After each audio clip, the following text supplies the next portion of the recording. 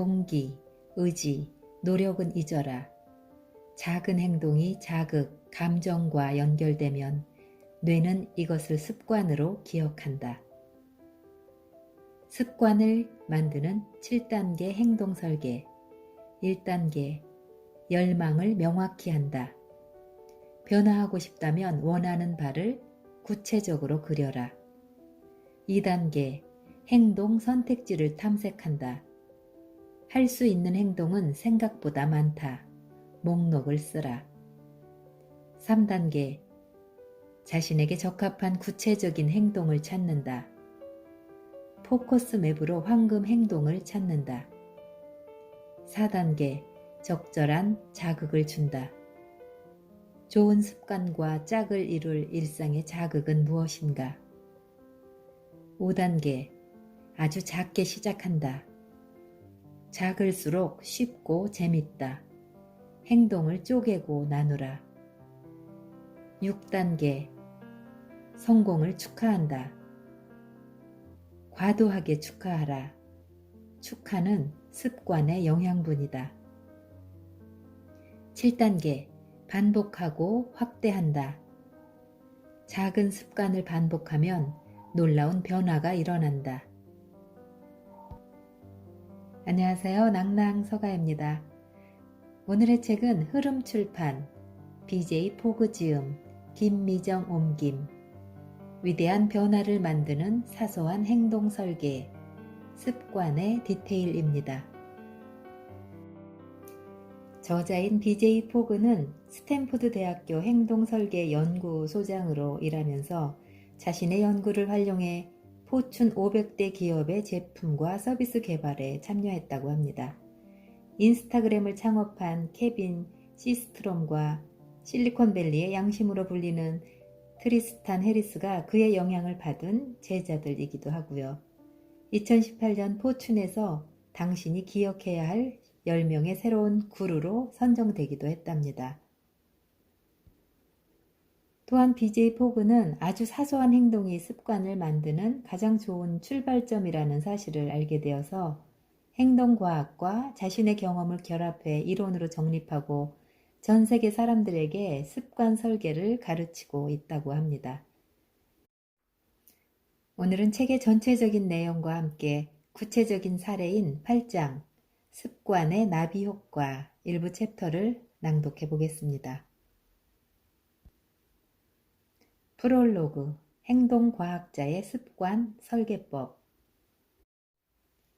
변화에 실패하는 원인은 내가 아니라 접근 방식에 있다. 이렇게 생각해보자. 수납장을 조립하는데 설명서가 잘못되었고 빠진 부품도 있다면 어떻게 될까? 결코 수납장을 완성할 수 없다. 누구의 잘못일까? 내 잘못은 아니다. 제조사의 잘못이다. 그런데 우리는 노력하다 실패했을 때 제조사를 비난하지는 않는다. 나 자신을 탓한다. 결과가 기대에 미치지 못할 때면 우리 내면의 비판자는 그 틈을 놓치지 않는다. 그래서 일을 효율적으로 해내고 체중을 줄이고 규칙적인 운동을 하는데 실패하면 문제의 원인을 자신에게 돌리기 바쁘다. 당신이 실패의 원인이 아니다. 변화에 대한 접근 방식이 문제이다. 성격상 결함이 아니라 설계상 결함이 원인이다. 앞으로 살펴보겠지만 습관을 기르고 긍정적인 변화를 일으키는 일은 어렵지 않다. 올바른 접근법을 안다면 말이다. 인간의 심리적 기제에 기반한 시스템, 변화를 쉽게 만들어주는 절차, 어림짐작과 잘못된 원칙에 의존하지 않는 도구가 있으면 된다. 1장. 무엇이 인간을 움직이게 하는가? 행동을 바꾸면 인생을 바꿀 수 있다. 우리 모두 아는 사실이다. 그러나 행동을 유발하는 변수가 단 3가지라는 사실은 잘 알려져 있지 않다. 포구 행동 모형은 그 미스터리를 풀어줄 열쇠이다. 이 모형은 인간의 모든 행동을 결정하는 3요소와 이들의 상호 관계를 간단한 수식과 도표로 표현한다. 포구 행동 모형을 이해하면 성격과 절제력 같은 측정이 불가능한 요인을 제거하고 인간의 행동을 논리적으로 분석할 수 있다. 나아가 이 모형을 활용해 나와 타인의 행동 변화를 설계할 수 있다. 행동은 MAP, 즉 동기, 능력, 자극, 세 가지 요소가 동시에 작용할 때 일어난다. 동기는 어떤 행동을 하고자 하는 욕구이다. 능력은 그 행동을 할 수 있는 잠재력이다. 자극은 그 행동을 하라는 신호이다. 2장. 동기를 믿지 마세요. 유감스럽게도 많은 사람들이 동기야말로 행동 변화의 진정한 원동력이라고 믿는다. 보상, 인센티브 같은 단어들이 자주 거론되는 탓인지 적절한 당근만 찾아서 눈앞에 흔들어주면 어떤 습관이든 기를 수 있다고 생각한다. 이런 식의 접근이 이해는 된다. 동기는 행동의 3요소 중 하나이다. 하지만 변덕스러울 때가 많다. 동기는 파티광 친구와 유사하다. 하룻밤 같이 놀기는 좋지만 공항으로 데리러 와달라고 믿고 부탁할 수는 없는 친구 말이다. 당신은 그런 친구의 역할과 한계를 이해하고 변덕스러운 친구에게 의지할 수 없는 일들을 정해두어야 한다. 3장. 작게, 아주 작게 시작하라. 사소한 행동은 멋있어 보이지 않을지 몰라도 실행하기 쉽고 지속 가능하다. 실제로 사람들이 이루고 싶은 삶의 변화는 대부분 중대하고 대담한 조치보다 작고 은밀한 행동을 통해 얻어진다. 어떤 행동에 많은 판돈을 걸수록 자기 비판과 실망도 큰 법이다. 우리는 동기가 큰 일을 벌이도록 부추기다가 상황이 어려워지면 슬그머니 빠지기를 좋아한다는 사실을 이미 알고 있다. 우리는 종종 신체적, 정서적, 정신적 역량을 넘어서도록 자신을 몰아붙이곤 한다. 인간은 그런 노력을 잠깐은 할 수 있지만 지속적으로 할 수는 없다. 설령 일을 단계별로 나누더라도 각 단계가 너무 거창하거나 복잡한 경우가 많다. 이 경우에도 동기가 급감하면 큰 부담을 느끼고 경로에서 이탈하게 된다. 4장. 습관 스위치를 찾아서. 나는 가장 기본적이고 확실한 행동 중 하나인 화장실 가기를 팔굽혀펴기의 자극으로 삼았다. 나는 변기에 물을 내린 후에 팔굽혀펴기를 2번 하기로 했다. 이상한 짓처럼 보일 수도 있지만 당시 나는 주로 집에서 일했으므로 문제될 게 없었다. 얼마 안 가서 이 습관은 자리를 잡았다. 마치 딱 들어맞는 퍼즐 조각 같았다. 하루에도 몇 번씩 소변을 본 후 팔굽혀펴기를 하게 됐다. 나는 금세 힘이 좋아져서 팔굽혀펴기 횟수를 늘렸다. 7년이 지난 지금도 여전히 나는 이 습관을 지키고 있다. 어떤 날은 팔굽혀펴기를 50회 이상 하기도 하지만 매번 소변을 본 후에 최소 2회는 한다. 소변을 본 후 팔굽혀펴기 2회 하기는 나의 작은 습관 레시피가 됐다. 자극은 누구에게나 있으므로 매우 실용적인 자극 설계 방법이다. 새로운 습관을 만들기 위해 비싼 스마트워치나 최신 앱은 필요 없다. 스스로 얼마든지 더 큰 효과적인 자극을 설계할 수 있다. 앵커의 효과는 마법이 아니라 화학 반응에 가깝다. 적절한 행동과 적절한 순서를 조합하면 금방 새로운 습관이 생긴다. 8장. 습관의 나비 효과. 마이크와 칼라는 요즘 덫에 걸린 기분이었다. 아들 크리스는 21살이나 됐는데도 독립은 고사하고 성인이라면 해야 하는 최소한의 책임도 지지 않으려 했다. 크리스가 18살에 대학을 중퇴했을 때 그들은 아들이 직장을 구하거나 다른 대학에 진학하리라고 생각했다. 하지만 그러지 않았다. 재정적, 정서적 지원에도 불구하고 크리스는 노력하려는 모습을 전혀 보이지 않았다. 아르바이트는 했지만 방 치우기, 생활비 내기, 동생과 사이좋게 지내기 같은 기본적인 일에 무관심했다. 집안에는 팽팽한 긴장이 맴돌아 모든 식구가 질식할 것만 같았다. 크리스가 집에 머무는 시간이 길어질수록 부자 관계는 점점 더 나빠졌다. 크리스가 냉담하게 굴고 거리감을 둘 때는 그나마 나았고 분노에 차서 폭언을 퍼부을 때는 최악이었다. 어쩌다 크리스에게 청소나 설거지를 시키려고 하면 마이크와 칼라는 화가 치미는 건 물론이고 일주일 내내 크리스의 불평과 분노를 받아내야 했다. 마이크는 크리스에게 제 방을 청소하라는 간단한 부탁을 했지만 며칠이나 무시당했다. 좀 더 강하게 말하면 크리스는 "네네, 그럴게요" 라고 건성으로 대답했다. 하지만 한 번도 청소를 하지 않았다. 불행히도 마이크가 사무실로 쓰는 방이 크리스의 방 바로 옆이어서 난장판인 아들의 방을 빈번히 지나치다 보니 이런 생각이 들었다. 아들이 내 말을 안 듣는군. 자신이 머무는 공간을 존중하지도 않고 내 뒷바라지를 고마워하지도 않아. 신경도 안 써. 마이크는 크리스를 엄히 질책하며 집안의 규칙을 지키고 더 나은 일을 구하고 부모의 재산을 존중하고 요금들을 제때 내서 연체료를 물지 않도록 하라고 요구했다. 크리스는 자리를 박차고 나갔고 끝내 요구받은 어떤 행동도 하지 않았다. 아들은 헤드폰을 끼고 지구 반대편에 있는 사람들과 게임만 했다. 마이크와 크리스는 며칠, 어떤 때는 몇 주 동안 몇 마디 이상 나누지 않았다. 모든 대화의 저변에는 적대감과 실망감이 깔려 있었다. 마이크는 재택근무가 싫어질 지경이었다. 작은 아들도 방 청소를 하라고 하면 "형도 안 하는데 왜 저한테만 그래요?" 라고 대꾸했다.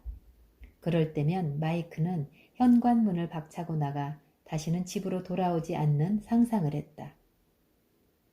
어쩌다 크리스와 저녁이라도 같이 먹을 때면 식탁 건너편의 아들을 바라보며 지독한 슬픔을 느꼈다. 죄책감 또한 적지 않았다. 크리스는 마이크와 칼라가 대학 신입생이었을 때 태어났다. 부부는 아이를 어떻게 키우는지 전혀 몰랐고 사실상 부모와 아이가 함께 성장했다. 크리스는 늘 특별한 아이였다. 그는 어른처럼 모든 걸 이해했고 둘의 대화에 동참했다. 크리스는 마이크와 칼라와 함께 강의와 파티에 참석하고 장거리 자동차 여행을 다녔다. 그들은 크리스가 영리한 아이라고 행운이라고 여겼다. 하지만 당시에도 크리스는 갑자기 분노를 폭발해 그들을 당혹스럽게 했고 버릇없이 굴거나 자신을 통제하지 못할 때가 많았다. 학교에서 크리스의 성적은 상위권이었다. 그러나 잦은 결석이 발목을 잡았다. 그 문제가 결국에는 다른 영역의 실패로 이어졌다. 크리스는 수학과 영어만큼이나 중요한 사회적 지수를 배우지 못했다. 마이크는 성적이 전부가 아니라며 다른 사람들과의 관계, 성실함, 책임감이 중요하다고 크리스에게 말해주려고 했었다. 그 모두가 크리스가 큰 어려움을 겪는 문제였다. 크리스의 정서적 능력은 늘 지적 능력을 따라가지 못했다. 마이크는 수년 동안 가족 치료를 받은 후에야 크리스가 상황을 예민하게 느끼는데 거기에 대처할 적절한 수단이 없다는 것을 깨달았다. 크리스의 냉담함과 거리감이 방어 기제라는 걸 알고 있음에도 불구하고 부부는 여전히 상처를 받았다. 아들과 가까워지고 싶은 마음 때문이기도 했고 아버지로서 아들이 감정을 잘 처리할 수 있도록 돕지 못했다는 죄책감 때문이기도 했다. 그렇게 지금의 상태에 이르렀다. 달리 방도가 없어 보였다. 냉정하게 거리를 두고 고통스러운 긴장 속에서 살아야 했다. 마이크와 칼라의 결혼 생활도 점점 불안해졌다. 처음에는 둘이 합심했다.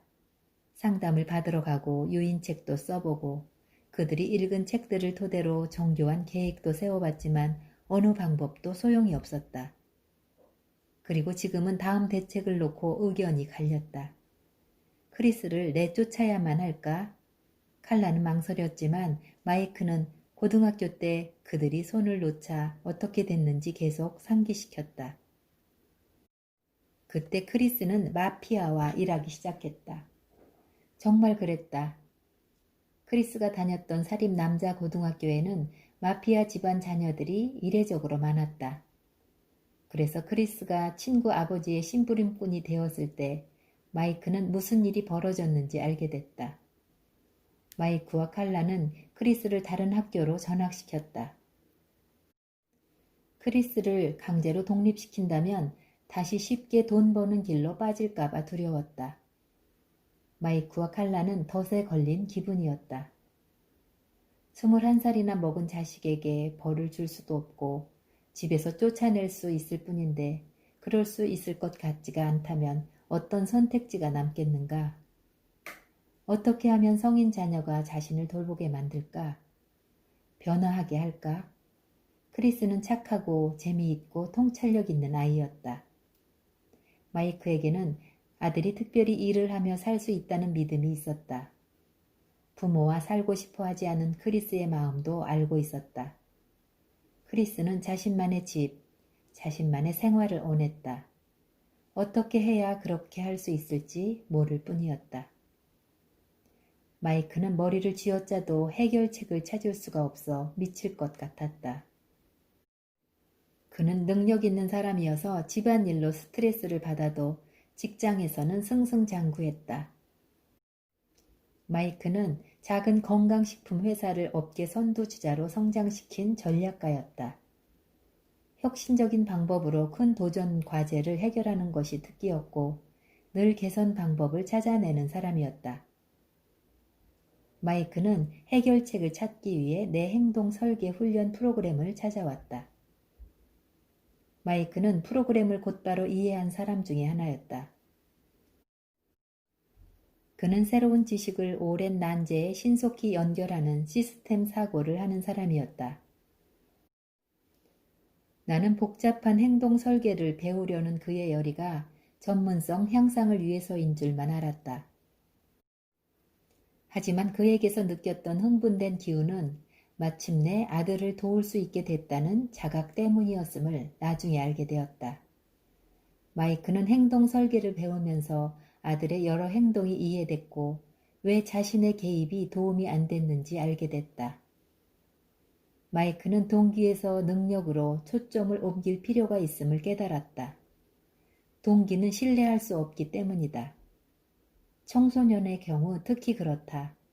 그는 또한 아들에게 기억하기 쉬운 즉각적인 자극을 주는 것이 그가 해온 추상적인 잔소리보다 훨씬 효과적이라는 것도 알게 됐다.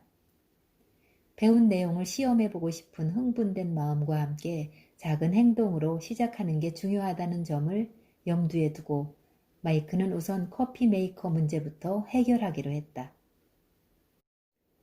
이는 겉보기에는 집안의 작은 다툼 같지만 나날이 부자 관계를 악화시키는 원인이었다.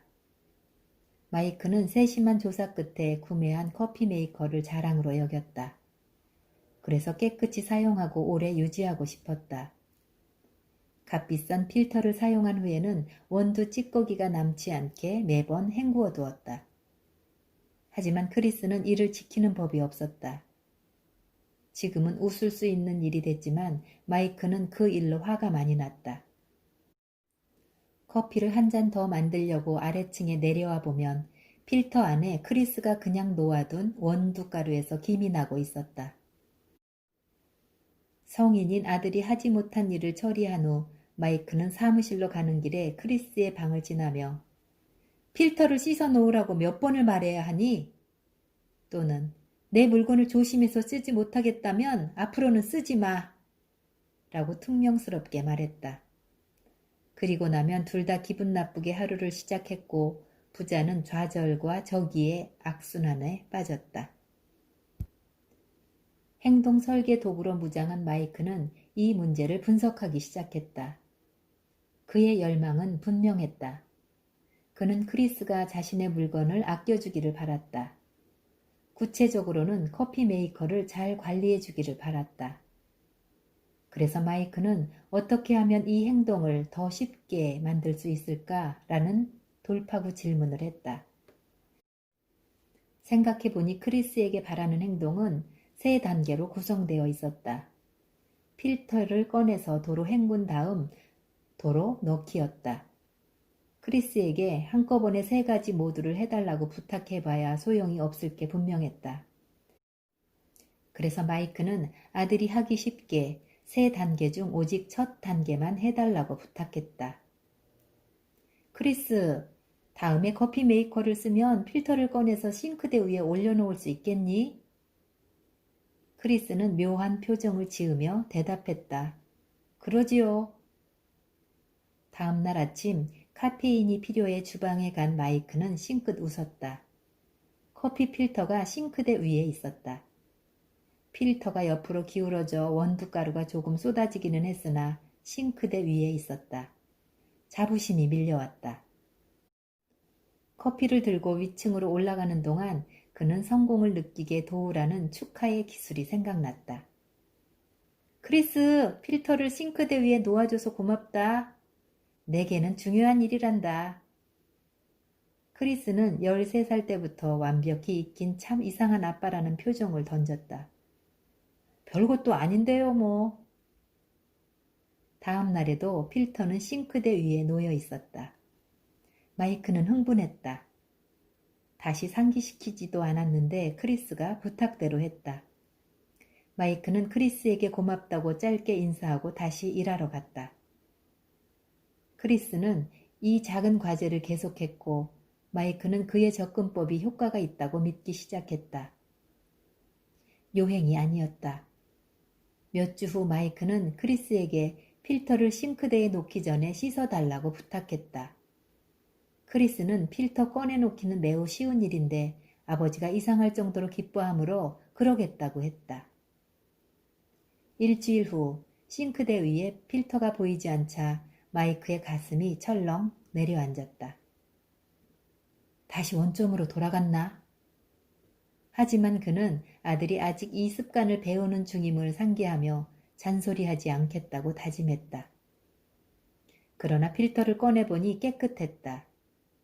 부탁도 하지 않았는데 크리스가 필터를 꺼내서 헹궈 넣어뒀던 것이다. 마이크는 조용히 야호를 외쳤다. 기대하지 않았는데 근사한 생일 선물을 받은 기분이었다. 크리스와의 관계에서 희망을 느낀 건 몇 년 만에 처음이었다. 그들의 아침 분위기는 완전히 바뀌었다. 일하기 전에 아들과 신랄한 말을 주고받는 대신 마이크는 뿌듯함을 느꼈다. 그는 잔소리하거나 싸우는 대신 아들을 성장시킬 방법을 찾아냈다. 그는 드디어 사랑하는 아들이 더 행복해지고 다른 사람과 조화롭게 사는 법을 배우도록 돕는 좋은 아빠가 된 기분이었다. 이 방법은 곧 커피 필터만이 아니라 과거 언쟁거리였던 온갖 행동으로 확대됐다. 마이크와 칼라는 크리스의 분노 조절이 감당할 수 없는 상황에 대한 감정의 표출임을 알게 되었다. 그들이 방 청소나 청구서 제때 내기 같은 일을 요구할 때 크리스는 어디서부터 시작할지 몰라 창피함, 억울함을 느꼈다. 하지만 그들이 구체적 과업을 아주 작은 행동으로 쪼개서 사용한 수건은 빨래 바구니에 넣어줄래? 식사를 마치면 접시를 개수대에 넣어줄래? 라고 부탁하자 크리스는 더 큰 과업을 할 발판을 얻었다. 작지만 의미 있는 과업에 성공했다고 느낌으로써 그는 더 많은 과업을 해낼 자신감을 얻었다. 마이크와 칼라는 이 과정을 아들과 함께하면서 다정하게 성공을 축하해 주었다. 이는 크리스를 기분 좋게 해줄 뿐만 아니라 그들도 기분 좋게 해주었다. 아이에게 일부러 잔소리하거나 실망하고 싶은 사람은 없다. 우리는 자식에게 축하해주고 싶어 한다. 축하는 거창한 일이 아니다. 축하는 행동을 아주 작게 쪼개고 성공한 기분을 느꼈을 때 아주 쉽게 할 수 있는 행동이다. 최근에 마이크에게 사업은 어땠는지 물었더니 그는 집에서 일어난 변화에 대해 더 신나게 이야기했다. 크리스는 여전히 부모 집에 살고 있지만 2가지 아르바이트를 하면서 월세 보증금을 저축하고 있다. 부부와 크리스의 관계도 눈에 띄게 좋아졌다. 긴장의 불꽃은 사그라들었고 가족의 유대감은 더 끈끈해졌다. 크리스는 가족과 함께 식사하고 웃음도 늘었으며 속마음도 털어놓게 됐다. 크리스의 동생도 형을 핑계로 집안일을 안 하겠다고 할 수 없어졌으므로 집안의 잔소리가 전반적으로 줄었다. 크리스는 이해받고 있다고 느끼게 되었으며 그의 부모는 그가 삶을 개척하도록 도울 수 있다고 믿게 되었다. 어떤 날은 마이크가 집안을 둘러보면서 예전에는 멀게만 느껴졌던 가족의 화목을 이룬 게 믿기지 않는다는 생각을 한다. 마이크는 수년 만에 처음으로 크리스로부터 생일 선물을 받았다. 그는 소울 뮤직 레코드판을 수집하는데 크리스가 스티브 원더, 레이 찰스, 제임스 브라운의 음반을 선물했다. 마이크는 아들을 와락 끌어안고 고맙다고 하며 눈물을 보였다. 크리스는 미소를 지으며 별것 아니에요 아빠 라고 말했다. 동기, 의지, 노력은 잊어라. 작은 행동이 자극, 감정과 연결되면 뇌는 이것을 습관으로 기억한다. 습관을 만드는 7단계 행동 설계. 1단계 열망을 명확히 한다. 변화하고 싶다면 원하는 바를 구체적으로 그려라. 2단계 행동 선택지를 탐색한다. 할 수 있는 행동은 생각보다 많다. 목록을 쓰라. 3단계 자신에게 적합한 구체적인 행동을 찾는다. 포커스 맵으로 황금 행동을 찾는다. 4단계 적절한 자극을 준다. 좋은 습관과 짝을 이룰 일상의 자극은 무엇인가? 5단계 아주 작게 시작한다. 작을수록 쉽고 재밌다. 행동을 쪼개고 나누라. 6단계 성공을 축하한다. 과도하게 축하하라. 축하는 습관의 영양분이다. 7단계 반복하고 확대한다. 작은 습관을 반복하면 놀라운 변화가 일어난다.